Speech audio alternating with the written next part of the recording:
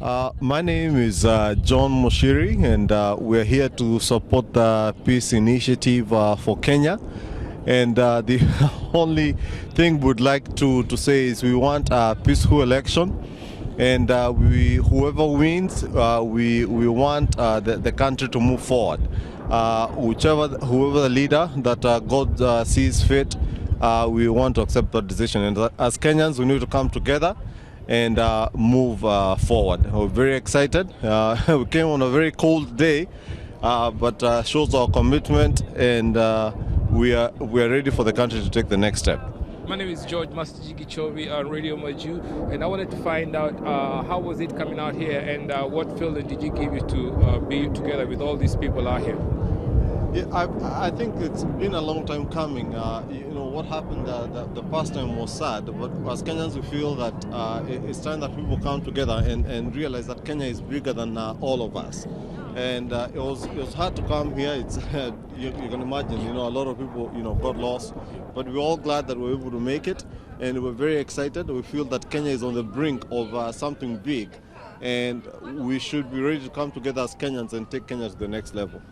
That is my sentiments exactly. The feeling on the ground is that Kenya is on the verge of taking off. Do you think any of these politicians will stall that take off, as it were, or anybody is capable of taking us to the next level?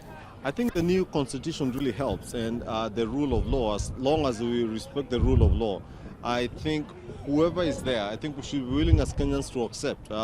Whoever the losers are should support the winner, concede, and let's realize that all we want is for Kenya to move to the next step. And it doesn't matter who wins, as long as we respect the rule of law as Kenyans and we come together as Kenyans. I think Kenya is on the brink of something great. This is our destiny. So it doesn't matter who wins, so it follows that since it doesn't matter, so if your man loses, there's no need for you to go out and get a machete or a panga. No. Or if your man wins, doesn't mean that you have to go step down on the other guy. Exactly. I mean, really, just like in a great democracy, it's 50 years. We all have to go through the growing pains just like any other country. And, we had a few hiccups. But we're growing and we're learning. But I think people are willing to admit that we don't want to see what happened the last time. It ruined a few people's lives. But it doesn't matter who wins. We are ready to accept as Kenyans whoever is going to lead us, that we're going to follow. And next time, 5 years from now, you'll have your chance. But whoever wins, let's move forward and come together as brothers and sisters. And let's move Kenya forward. Yeah, it also ruined our image internationally because we were known for peace, and then people were asking, especially other African countries, like, what's going on with you Kenyans? Yeah. Do you think that same sentiments still floats around today? Yes, and I think we have to be careful how we portray Kenya, and we don't want to think that Rome is burning, and a lot of progress has been made on the ground. A lot of people there's a lot of peace initiatives also in Kenya. And the also sentiment I get on the ground in Kenya is that people do not want a repeat of what happened, and we need to be careful to project that people are ready to move forward. Kenyans are basically peace-loving people. There are a few pockets of violence, but we are definitely ready to move forward as Kenyans and come together and heal the nation.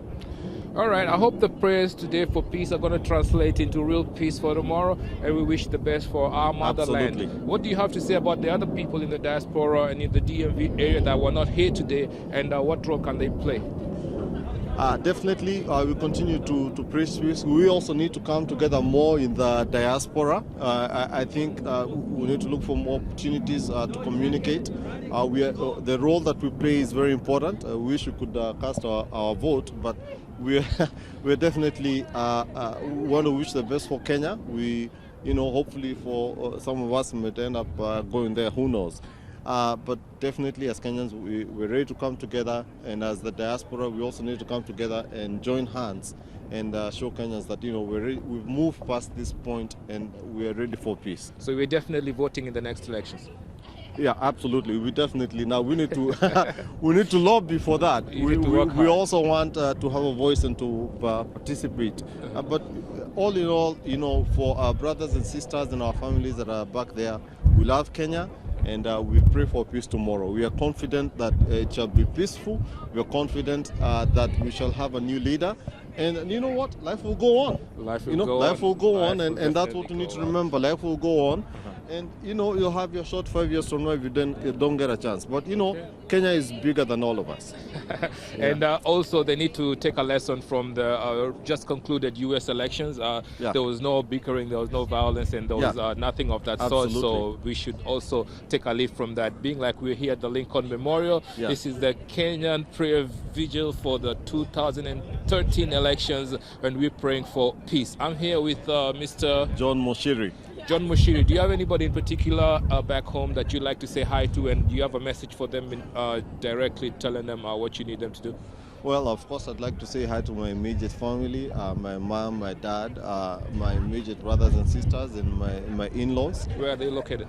They live in Kiambu, and I have some brothers in Nairobi, and my sister in South Africa, and my in-laws are all in Nairobi. Okay. But I do want to say, we are Kenya. Let's not worry about what tribe this comes from or that comes from. What we want is for Kenya to move forward. One tribe, one nation.